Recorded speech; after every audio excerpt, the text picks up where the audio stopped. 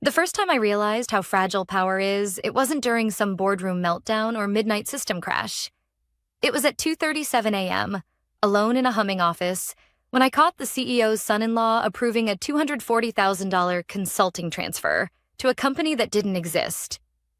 I didn't say anything that night. I just stared at the glowing screen, listening to the low whir of the air conditioner and the rhythmic buzz of fluorescent lights, and quietly took a screenshot. Old habits die hard. See, I'm not one of those loud, performative geniuses who announce every contribution on LinkedIn. I'm the type who makes sure things work. Payroll, procurement, inventory. All the digital veins of this company ran through my hands. I built the automation systems, maintained the analytics backend, and patched the same outdated architecture the executives kept calling innovation. When something broke, I fixed it. When someone else broke it, I fixed it faster. And for 5 years, that's all I did, until he arrived. Marcus, the CEO's golden son-in-law. Fresh MBA, shiny watch, ego that could power half the building. His job title, Director of Digital Strategy, which in corporate translation meant make noise, take credit, and spend other people's time fixing your mistakes. The first thing he did was ask, "So, you're the IT lady?" I corrected him. "Head of Systems Architecture." He smirked. Cute. "Maybe someday you'll get a real title." That was the tone for the next 6 months. He strutted through hallways with buzzwords dripping from his mouth.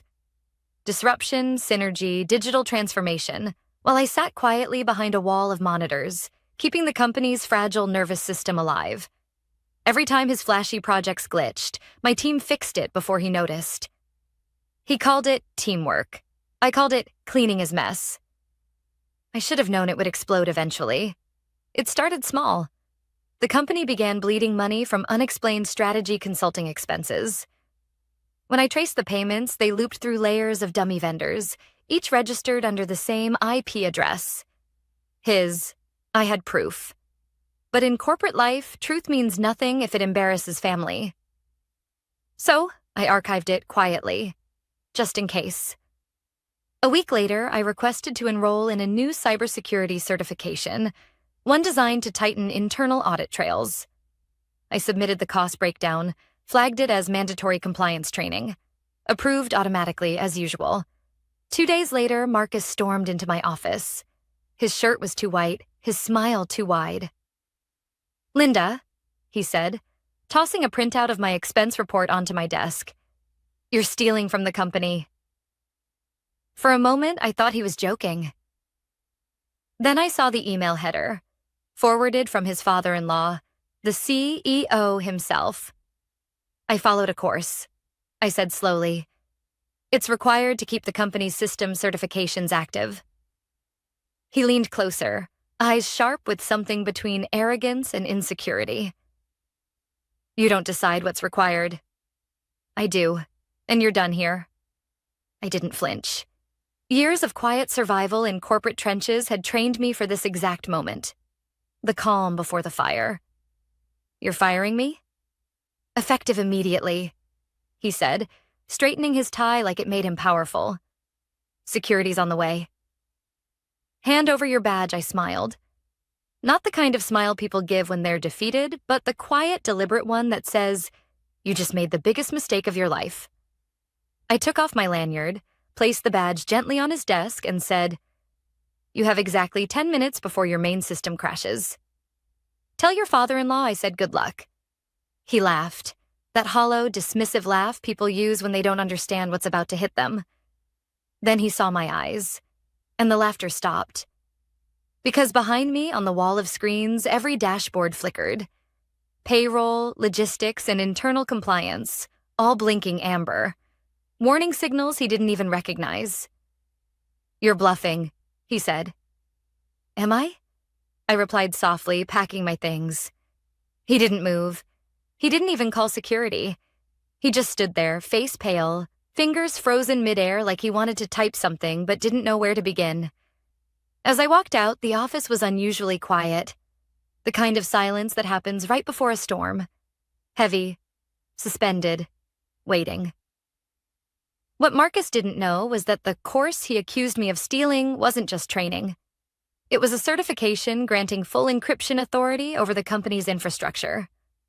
A safeguard I'd installed 2 years earlier after a ransomware scare, one that required reauthorization every 6 months. By firing me, he hadn't just removed an employee. He had cut the only lifeline keeping the system stable. 10 minutes later, his world would start flickering. Invoices stuck in loops, vendor payments freezing mid-transfer, warehouses locking down automatically due to system integrity warnings. But I didn't need to see it. I'd already seen this pattern too many times before. Power built on ignorance always collapses. And Marcus? He'd just hit the button himself. As I stepped into the elevator, the lights dimmed for half a second. Just a flicker. But it was enough. Somewhere upstairs, Marcus was realizing that when you accuse the wrong person of theft, sometimes what you lose isn't money. It's everything holding your empire together. And that was just the beginning. The elevator doors slid shut behind me, and for the first time in 7 years, I didn't have to swipe a badge to leave. It felt strange, liberating and hollow all at once. I had no plan, no next job lined up, no exit interview, no we'll stay in touch. Just silence, the kind of silence that follows betrayal. Outside, the morning air was sharp with the smell of rain and exhaust. I sat in my car for a long time, watching the building through the windshield. Inside those mirrored windows, hundreds of people were starting their workday, sipping coffee, scrolling through emails, completely unaware that in less than an hour, the systems they relied on were about to choke on their own arrogance. I hadn't sabotaged anything. I'd simply done my job. Too well, maybe. Everything in that company, from payroll to product logistics, was built on a fragile web of integrations I'd designed to be secure, transparent, and maintainable. If maintained properly. The keyword Marcus never understood. When he fired me, he invalidated my certification keys, the same keys tied to every internal encryption license. Without a certified administrator, the system couldn't reauthorize critical operations. It would start locking down automatically, piece by piece, like a nervous system losing connection to its brain. 10 minutes, I'd told him. That wasn't a threat. It was math. Still, I didn't want to see it unfold. I started the car, pulled out of the lot, and drove aimlessly through downtown. My phone buzzed twice. An automated ping from my off-site server. Key rotation detected. Root admin missing. Then a second message. Auto protection mode active. Translation. Atlas 9, the company's infrastructure backbone, was now sealing itself. By the time I stopped for coffee 15 minutes later, I could already imagine the scene unfolding back inside. Marcus would be standing in the control room pretending to know what he was looking at. He'd probably call IT support first. Brad, the junior tech who once asked me how to change an HDMI input.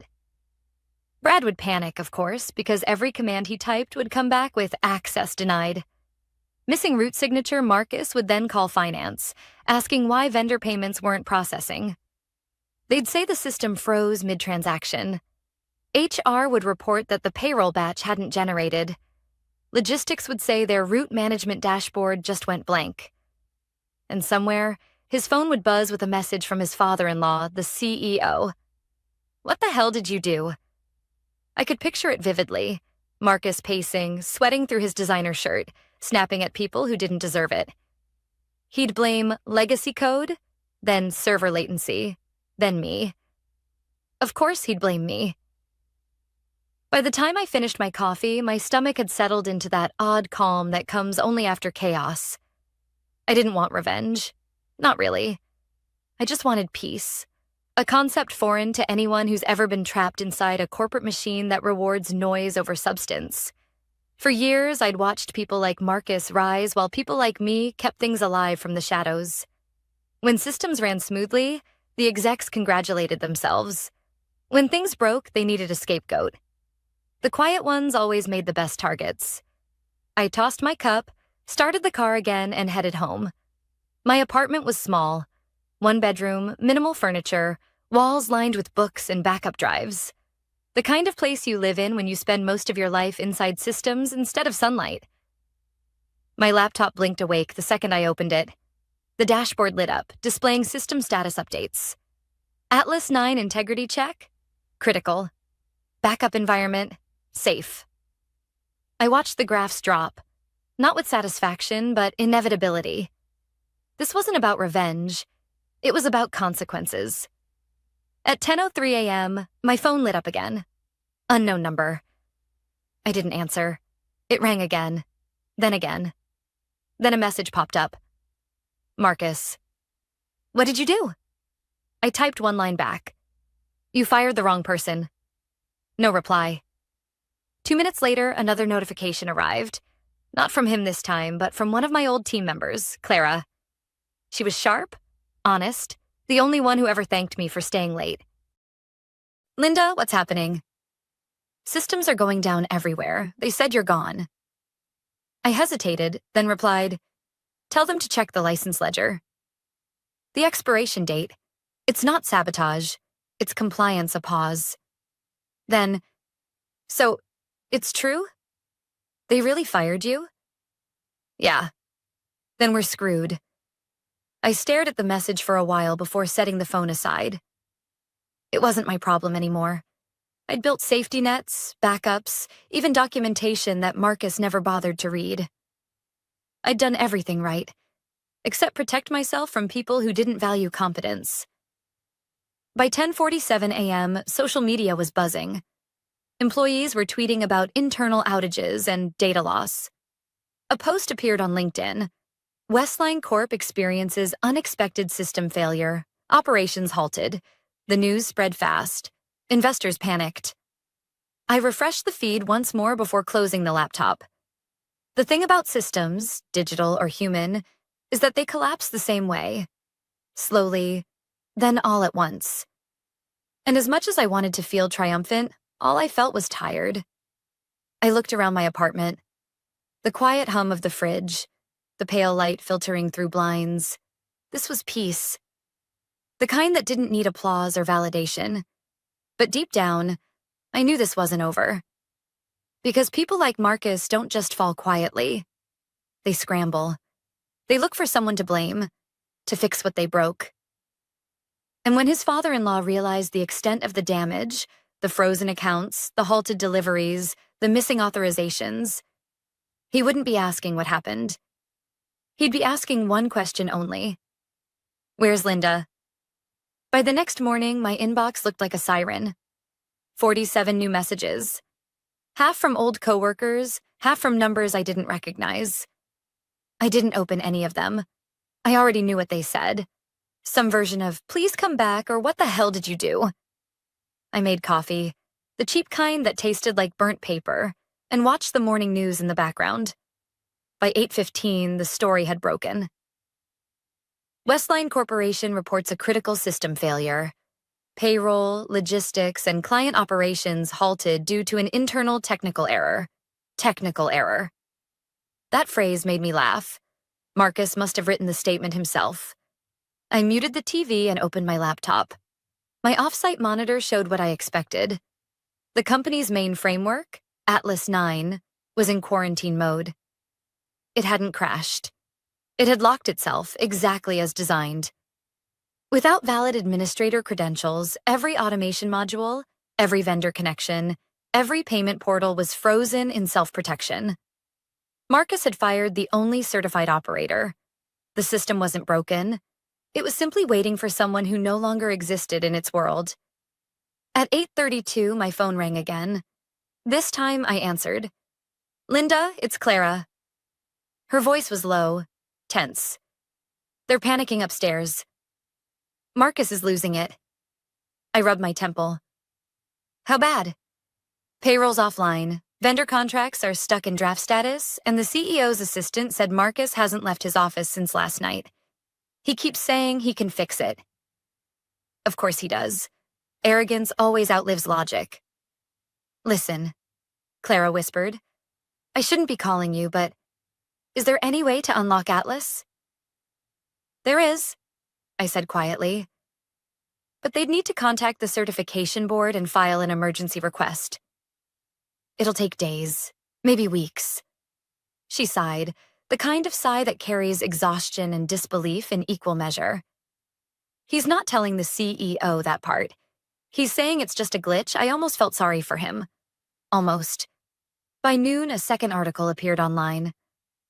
Internal sources claim Westline's digital operations were tied to a single architect who was recently terminated. Someone had talked. Maybe finance, maybe logistics. It didn't matter. The story was out.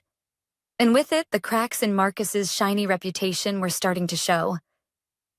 I imagined the CEO, Richard Wallace, pacing in his glass office, veins tightening around his temples as he connected the dots. He wasn't stupid. Ruthless, yes, but not stupid. He'd built Westline from a small manufacturing firm into a multi-million-dollar distribution empire. He knew the difference between bad code and bad leadership. And right now, he was realizing that his son-in-law had fired the one person keeping his company functional. At 2:04 p.m., a black SUV parked outside my apartment. I saw it from the window.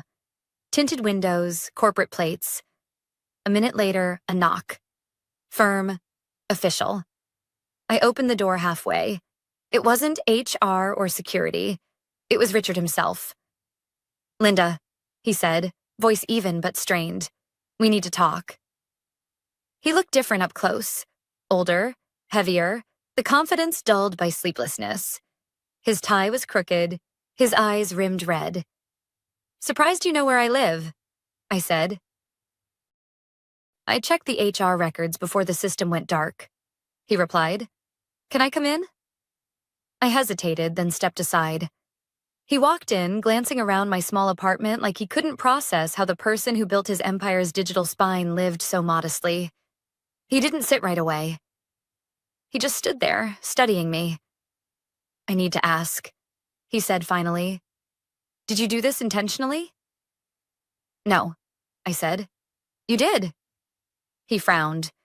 "Excuse me?" "You let someone with no technical background fire the only certified administrator connected to a system built around compliance locks. The system's doing what it's supposed to, protecting itself." He sighed and sank into the armchair across from me. "I trusted him." "Marcus said you were misusing company funds." "He didn't understand the expense reports," I replied.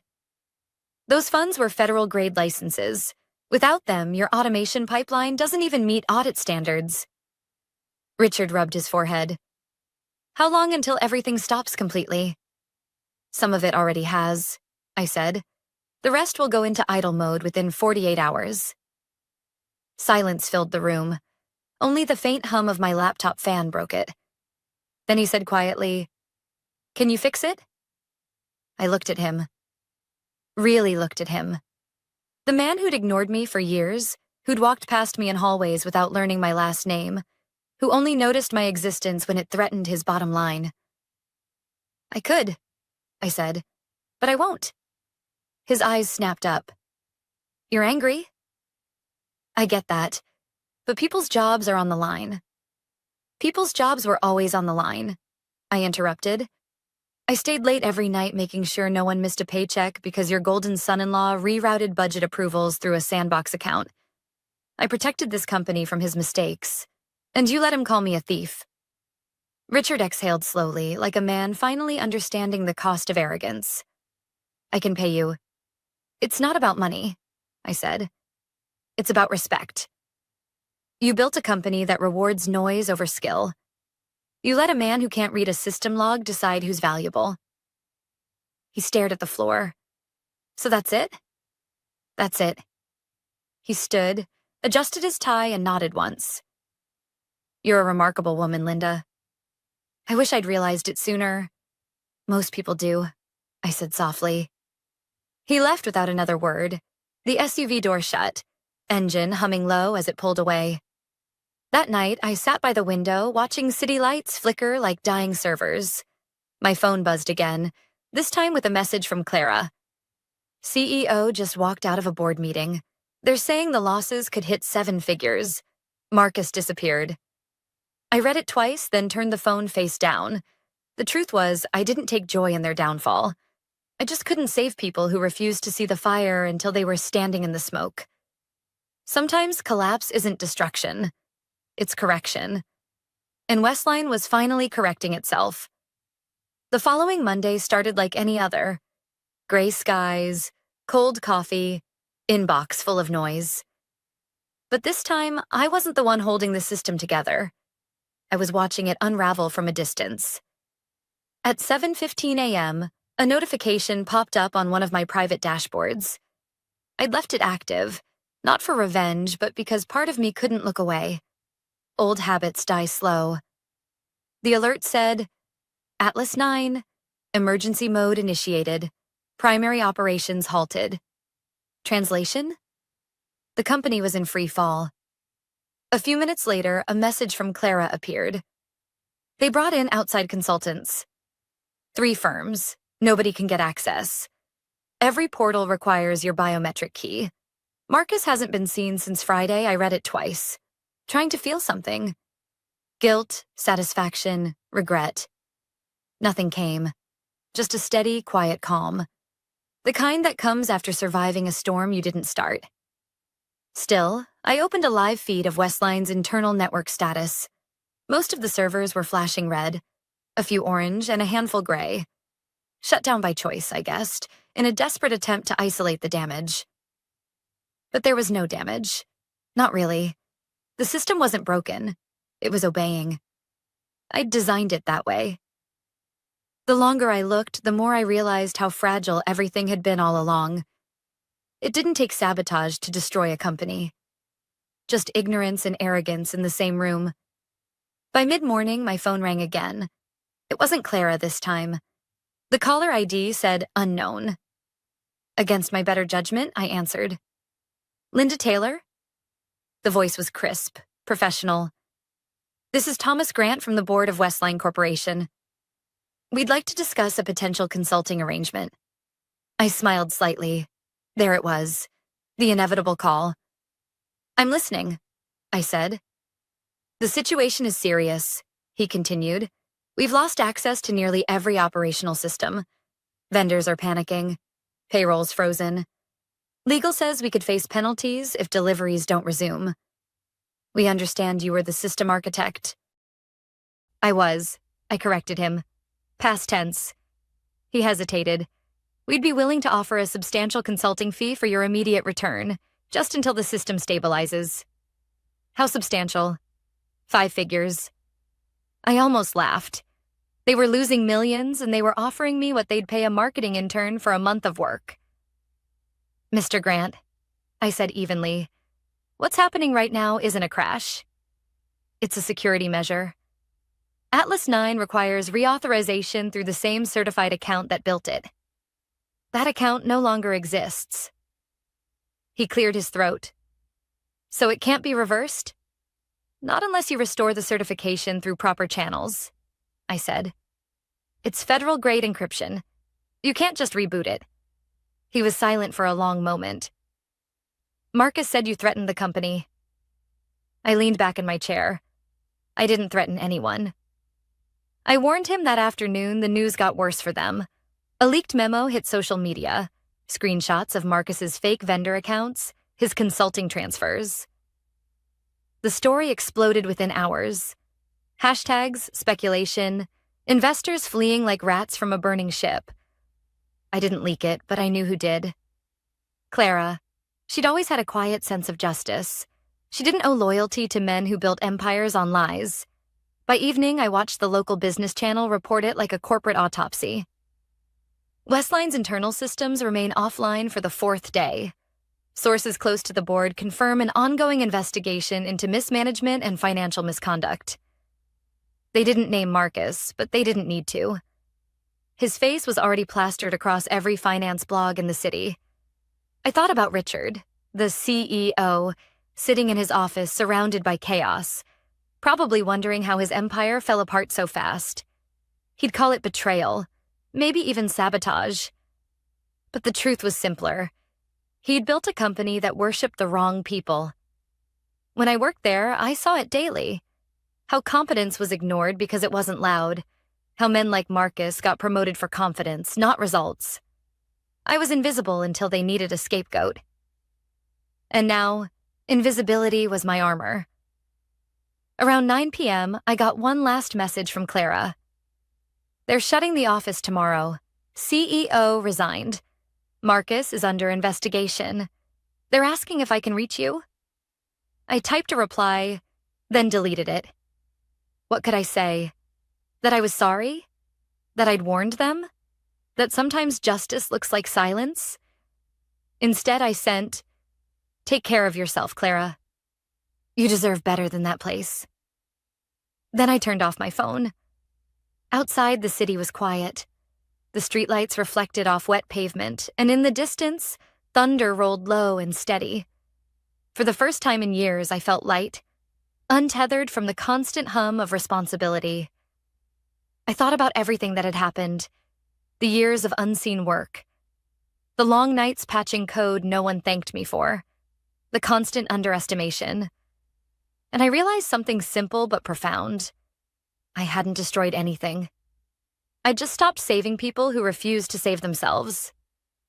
The next morning, I opened my laptop to a blank document and typed 3 words at the top.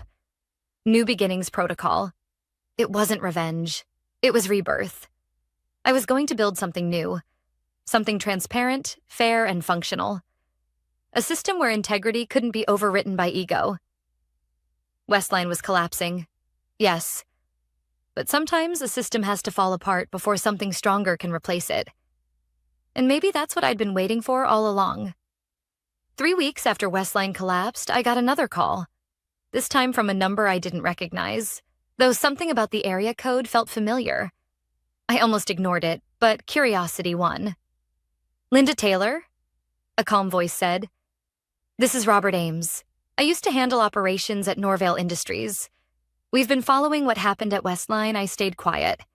These kinds of calls had become common lately. Companies sniffing around, trying to see if the woman who brought a giant to its knees would do the same for them." He continued, "We're not calling to offer a position. We're building something new. Something better. We'd like you to lead the architecture." I smiled faintly. "You do realize my name isn't exactly investor-friendly right now?" "That's exactly why we want you," he said. "You built a system that couldn't be corrupted."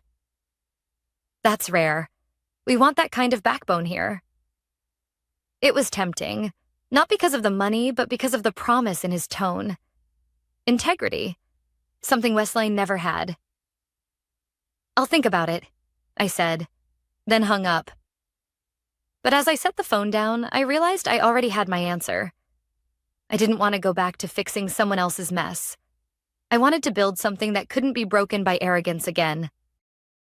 That night, I sat in my small apartment, the one that had become my silent witness through every sleepless night and crisis, and opened a clean document on my laptop. I named it Aurora, a project I'd been sketching for years. A system that would make corporate structures transparent, traceable, and human-proof. No hidden transfers, no ghost approvals. Every action logged, every permission earned. It wasn't revenge anymore. It was reform. As I wrote, I thought about Marcus, still missing from the public eye. Rumor had it he'd fled the city after his accounts were frozen. Investigators found trails of falsified invoices and consulting contracts under his signature. It was only a matter of time before they caught up. Richard, on the other hand, had resigned. The last article I read said he'd sold his remaining shares and moved to the coast. The company that once boasted of digital transformation leadership had filed for bankruptcy protection, and Clara, she'd landed on her feet. Another firm had hired her almost immediately after the shutdown. She messaged me once, just a short note. "It's different here. They actually listen. You were right all along." I smiled at that message more than I'd expected to. It was proof that not everything good gets buried under bad leadership. Some people notice. Some people remember. A few days later, I received an email from a journalist. The subject line read, "Interview request. The woman behind Atlas 9. The message was polite, curious. They wanted to clarify misconceptions and tell my side of the story. For a moment, I considered it. Maybe it was time to clear my name, to let people know that I hadn't taken revenge. I'd simply stopped enabling incompetence. But then I closed the email and deleted it. People like Marcus and Richard built their empires on attention. I wasn't going to rebuild mine on the same foundation. Instead, I poured everything into Aurora. Long nights, silent mornings, code that felt like therapy. The difference this time was that I wasn't building it for anyone. I was building it because of everything that happened. By the second week, I had a working prototype.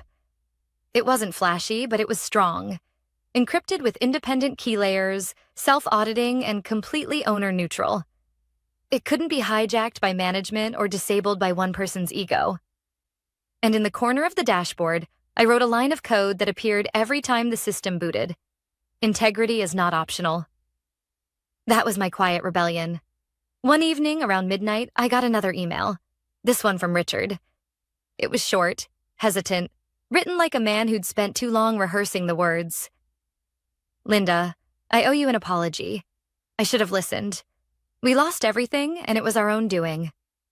I know you don't owe me anything, but if you ever decide to build something new, I hope it's not too late for people like me to learn from it. I read it twice before closing my laptop. It didn't make me angry or smug. It just made me sad. For him, for the people who'd worked under him, for how many good employees had been crushed under a system that rewarded all the wrong things. But it also reaffirmed something. Sometimes people only learn when the walls fall down. A month later, I met with Robert Ames and his small team. Not in a boardroom, not in some shiny tower, but in a co-working space with mismatched chairs and real conversation. They wanted to fund Aurora. Not own it, not rebrand it, just help it grow. So I said yes. Not for revenge, not for redemption, but because I finally understood what power really was. Not control, not money, not titles. It was the ability to walk away and start over, and still be whole. As I left that meeting, the sun broke through the clouds for the first time in weeks. I stopped, looked up, and felt the warmth on my face. For years, I'd lived in the shadow of systems built by others. Now I was building one of my own. And this time, it wouldn't need saving.